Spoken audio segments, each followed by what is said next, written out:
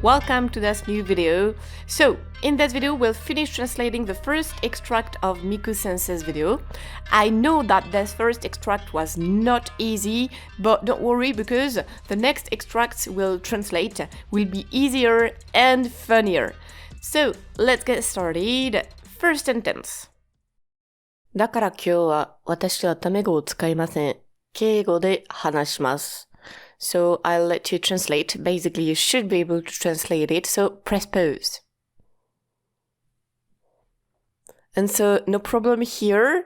だから and so 今日は today 私はタメ語を使えません。I won't use casual speech. 敬語で話します。I will talk in polite speech. There are still a few things that we can analyze here. For example, you have two wa in the first sentence. So it's completely possible. You can have two wa in the same sentence.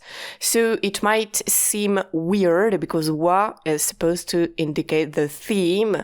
And basically, you should have one thing for each sentence. But don't forget that wa also adds a contrast effect. And so sometimes it doesn't really indicate the theme, it just adds a huge contrast effect.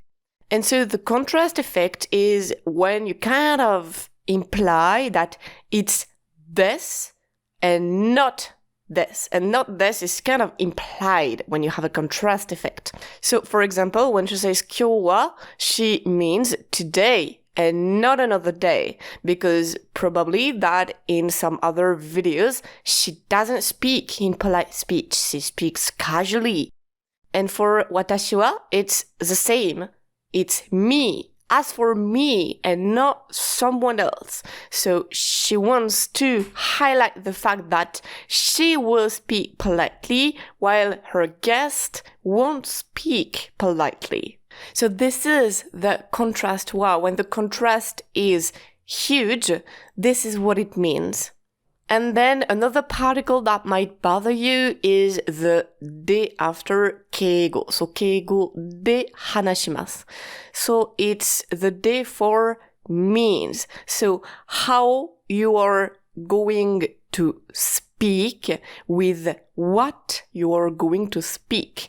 So to speak with polite speech, to speak in.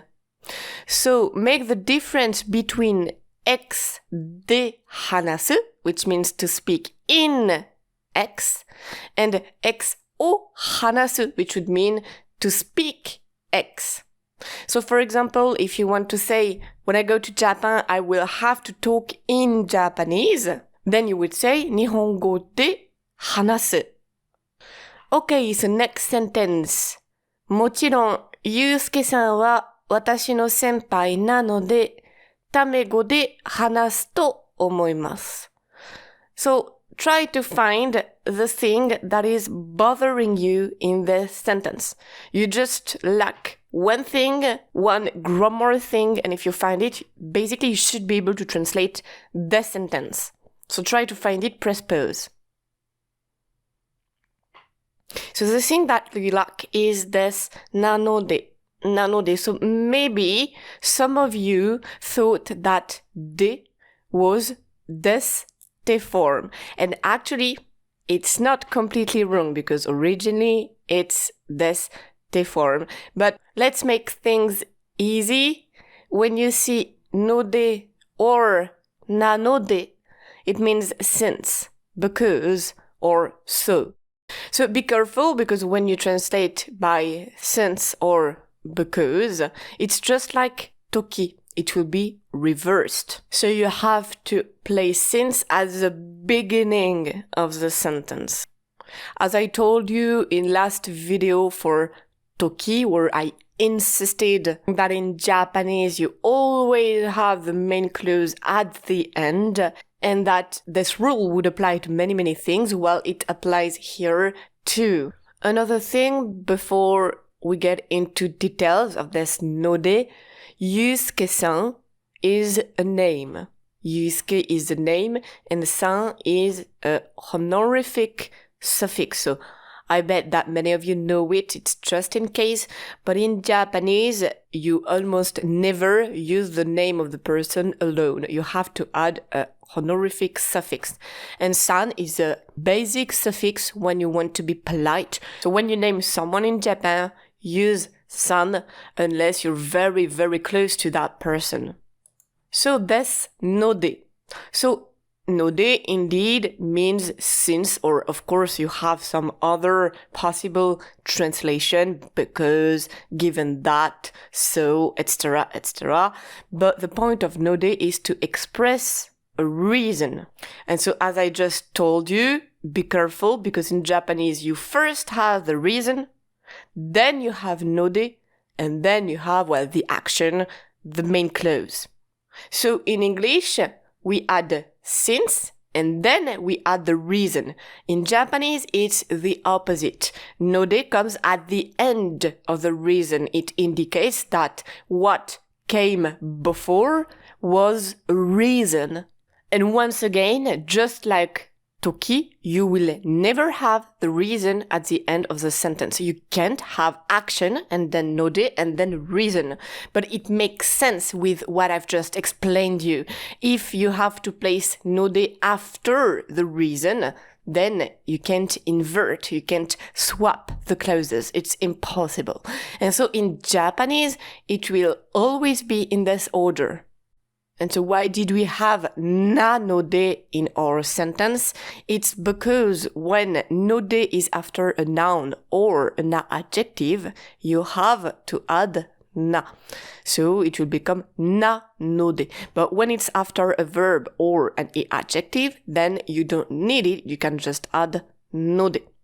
And one last little thing, basically, before node, you should have a plain form. So you're starting to get used to it. Yes, when we have kind of a subordinate clause, you almost always have the plain form.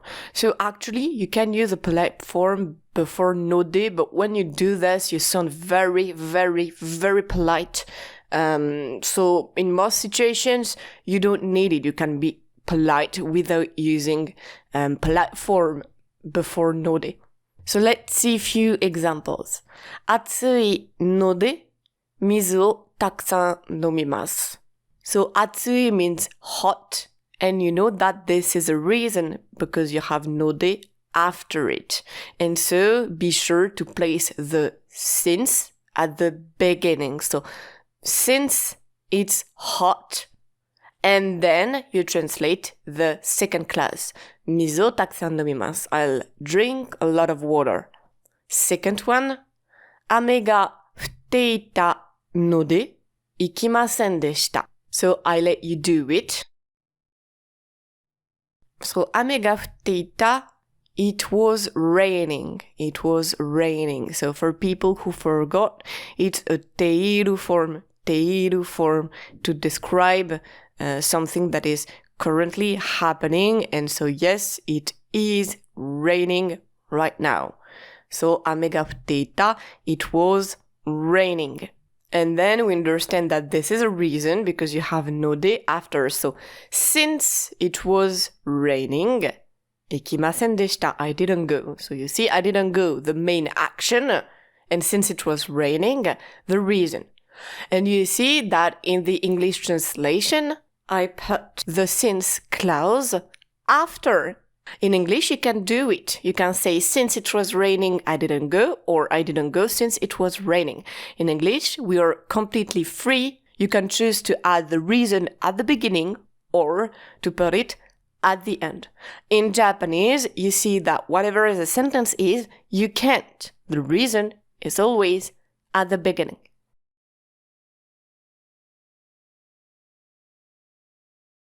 Then, 明日は休みなので家で勉強します. So same thing, try to do it. So since tomorrow is a day off, I'll study at home. And here you see that this time you have a noun, yasumi. So you have to add na. But in the previous sentences, you had an I adjective, atsui, and a verb, futteita. So you didn't need the na. And last one, 静かなのでゆっくりしたいときはおすすめです。So I let you translate it. You see that we have a few things that we've studied in previous videos, so press pause and try to translate it. So 静かなので since it's calm. ゆっくりしたいときはToki, we've seen it. It means when.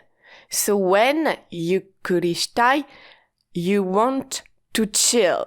When you want to chill. The tai, remember, tai at the end of the verb means to want. It's to express a desire, to want, to wish, etc., etc. So when you want to chill, おすすめです. I recommend it. So if you were able to translate it, well played, it means that you've studied hard with the videos. And for people who couldn't do it, either you rewatch the video, the explanation, or you try to search some other explanations on the internet. And don't forget that to get used to what we see, you have to kind of learn by heart the extracts we are watching, we are reading. And so let's go back to our sentence. Basically, you should be able to translate it and you should be happy because you have a to omoimasu. And so it's always pleasant when you can use the grammar that you've learned. So press pause and try to do it. もちろん, of course, ゆうすけさんは私の先輩なので since ゆうすけさんは私の先輩 Yusuke is my 先輩タメ語で話すと思います。So, I think と思います first. I think タメ語で話す that he will speak casually. So maybe two things confusing here is that you have a comma after ゆうすけさんは. So Japanese commas are not really used like we use them. So don't get baited by them. Don't think that since you have comma, it means that Yusuke-san wa is not linked to what comes next. It doesn't mean that it is alone. No, it's not. You see with the colors that it's in the same clause as watashi no senpai. So don't get baited by Japanese commas. Never look at them in the first place. First, watch the grammar and that's it. Then, actually, for people who watched the extract, the sentence is not over. I cut it because it was too long at first. So we are going to add what comes next. So, もちろん、ゆうすけさんは私の先輩なので、タメ語で話すと思いますが、私はフォーマルスピーチで話します。So, let's make things very simple. When you see が between two clauses, it means but. And it works the exact same way as in English. This time, not like toki, not like node, you have nothing to invert. You translate by but where you have ga. It's the same as in English. So we won't even see examples. Just remember this. When you have ga, you translate by but. And when you want to say but in Japanese, in the middle of a sentence, you use ga. So just remember two things. It's that this but is in the middle of a sentence. It's to link two clauses together. And second thing, of course, it's not the same particle as the subject ga. It's a completely another particle. But this one, you will never find it after a noun, okay? You will find it after a verb, after this, or after an adjective, since it comes after a clause. So basically, it's impossible to mistake them. So the subject ga or the taste ga is after a noun, and this ga is after verbs and adjectives. And once again, you have no exception because it's part of the very basic rules of Japanese grammar. And so, well, you can translate the rest of the sentence, so press pause and do it. So first part, of course, doesn't change. Of course, since Yusuke is my senpai, I think he will speak casually. Ga, but. 私は I, formal speech で informal speech, 話します。I'll speak. So, but I'll speak in formal speech. So now let's try to train even more. Try to cut and write down the next sentences of the video until ja. So go to Miku Sensei's channel. You have the video link in the main commentary and in the description. So click it. Don't forget to add a like, of course. And watch the little extract and try to write down all the sentences until ja. So press pause. So here are the sentences that she says. So I've stopped after tabun because it was already a lot, but you have another little bit after that. We'll see after this one. So だからこれはみんなにとっていいリスニングの練習になると思います。私は敬語、ゆうすけさんがタメ語で話します。話すと思います。多分。So here, nothing that should bother you so much. You can try to translate it right away. Just one thing, listening. So it's a word in katakana, so once again it comes from English. Try to guess what it means in English. Listening. So, of course, it means listening. Listening. You see, it's not so far away. We might do a whole video to explain how you can transcribe words from English to Japanese and, of course, the opposite way. So press pause and try to translate them. Okay, so before translating, we'll just get into details with this ni totte and this verb naru. So, first, ni naru. Why ni naru? So it's actually a tricky verb. It's a tricky verb, but don't worry because the problem will be that you won't use it when you speak in Japanese, while you should use it. If you spoke naturally, you would use it in this or this or this situation, but you won't think of using it. But when you will see it in a Japanese sentence, many situations you won't have troubles translating it. So don't worry, it's not such a big trouble if you don't understand how to use it, and it's normal because it's kind of a concept that you don't have in English, and so it's quite difficult to understand when to use it. And you will see that they use it all the time actually, and in most situations you don't even understand why they are using it in this situation. But it won't bother you to translate the sentences. But let's try to understand what it means. So, ni naru is used when you want to express a natural change of state. So basically, when it's implied that it's from X to Y. You see, something is changing state. It's kind of a turn into meaning that is implied when you use ni naru. So let's see 3 examples of this kind of turn into meaning. So the first one is actually the same as in our sentence. いい勉強になります。いい勉強になります。So literally, it will be a good study. For example, you will assist a class that usually you shouldn't assist to, but you go because いい勉強になります. It will turn into a good study. So here you oppose the state of before going to that class and the state after. So before, well, you had no good study because you did nothing. And then with this class, it will change and it will kind of become a good study for you. So that sentence actually, I recommend that you learn it by heart because it's used so much and it's used a lot when you want to be polite to your teacher. After a class, for example, you will say, いい勉強になりました. So it's kind of, I learned lots of things during your class, thank you, etc., etc. Then the second one, 17歳になります。17歳になります。So I will turn 17. So for example, tomorrow is my birthday, and so 17歳になります.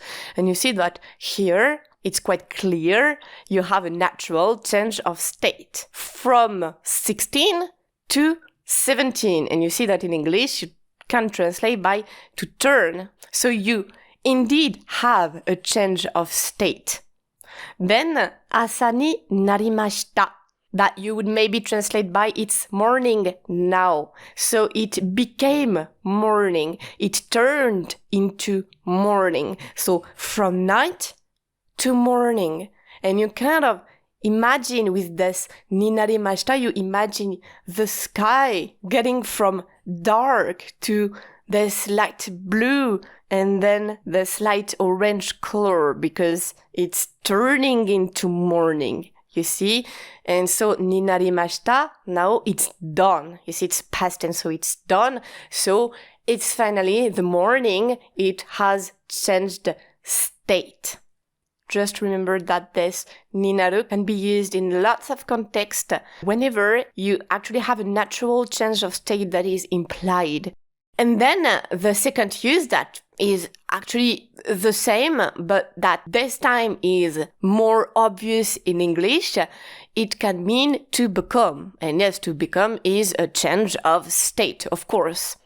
And you can use it the same way as you would use become in English.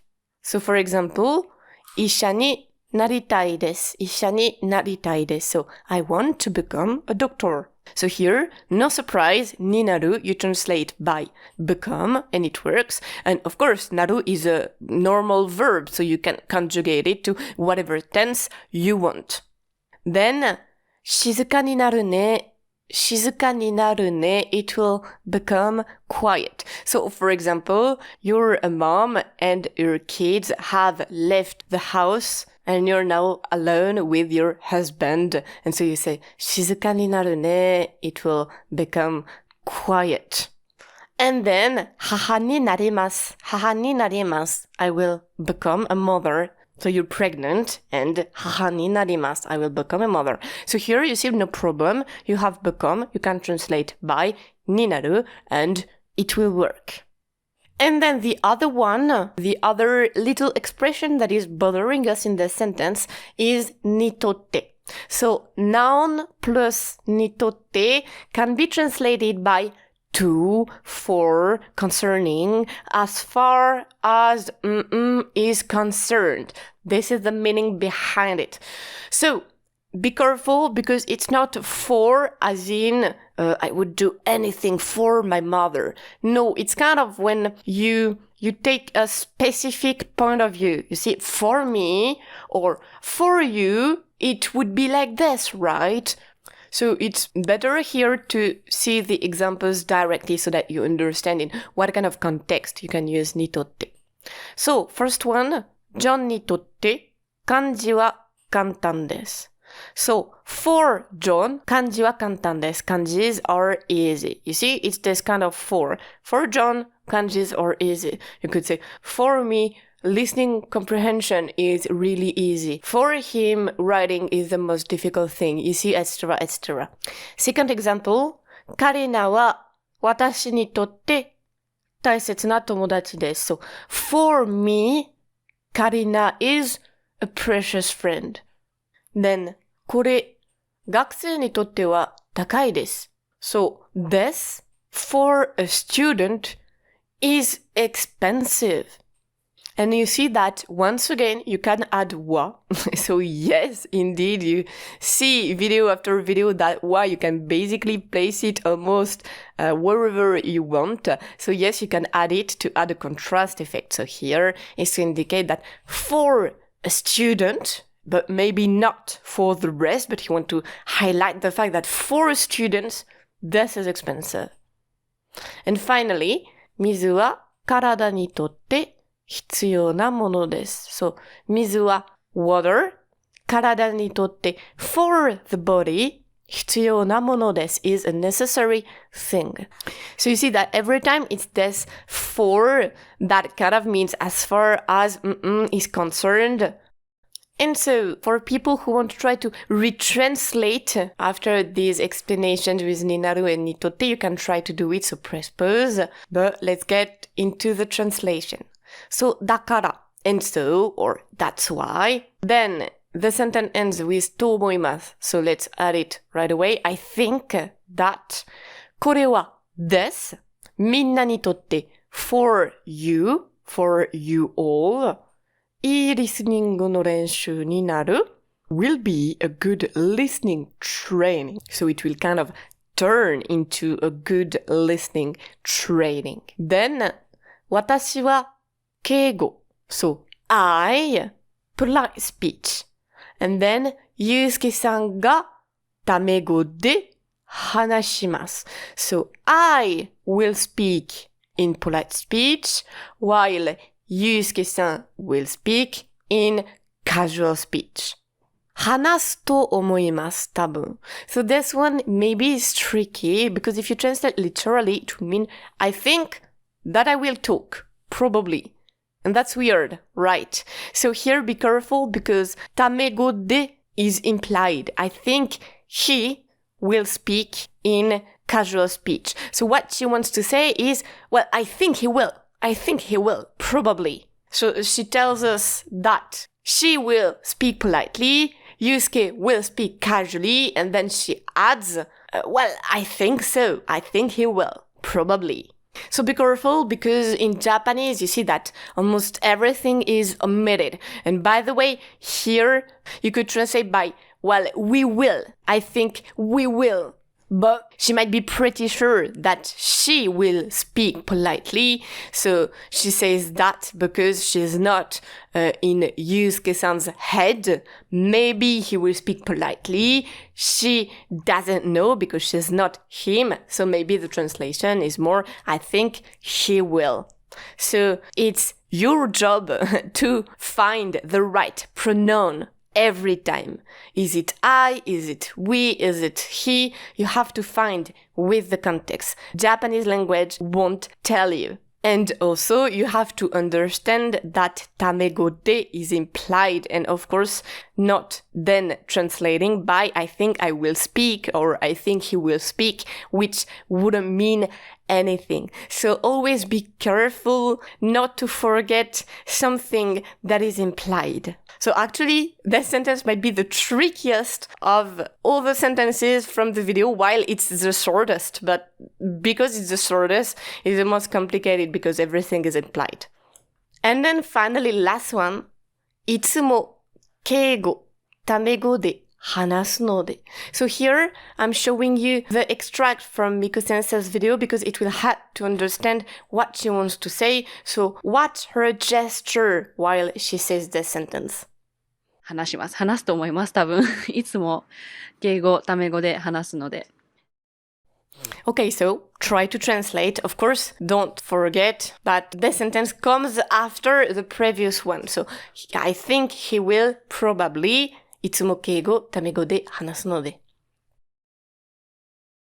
ので, once again. So, because, or since, etc., etc., of course. いつも敬語, and she points herself while saying this. So, I always, いつも always speak politely, 敬語, タメ語で, and here she points outwards. So, him, casually, 話すので speak. So I always speak politely and him casually. And here, the sentence is not over, but it's because actually this sentence should have come before the previous one. It should have been, いつも敬語、タメ語で話すので、タメ語で話すと思います。But of course, since it's oral speech, she thought of the reason after. And so she lets her sentence suspended because she won't repeat what she have just said. But you can end a sentence with node. So of course, like technically speaking, the sentence is not over, it's suspended. But when you want to imply the consequence, because it's obvious, or because for some reason you don't want to say it, or because you've actually just said it, you can stop the sentence after node. Note that in Japanese, it's really common not to end the sentences, to let them suspended, so it's pretty normal anyway. And here we are, we finished translating the first extract of this video. So we'll come back to this video later, but in the next videos we're going to translate another one, and this time it will be a video made for Japanese people. So in the most part, you'll see that it will be easier than this video, and the video is quite funny. You'll also discover the Japanese YouTube word because you'll see that it's quite different from our YouTube. So you have an exercise at the end of this video that recaps everything we've seen, included what we studied in the videos from the fiction series. So actually I separated the two series into two different playlists, but all the videos are linked, so be sure to watch them all or you'll lack some important things. As for the exercise at the end, it's quite complicated, so take your time to do it. Be sure to know everything that we've studied. And I also added a conjugation reminder and some advice, so check them before doing the exercise. If you manage to translate all the sentences, well played, and you'll see that what we've learned is already huge. But of course, it will still take time until you can say all of this in one go without a moment's thought. For the moment, I think you still need to think a while before translating this kind of sentences, but it will come with time. So good luck, and don't forget to subscribe if you want to watch next videos.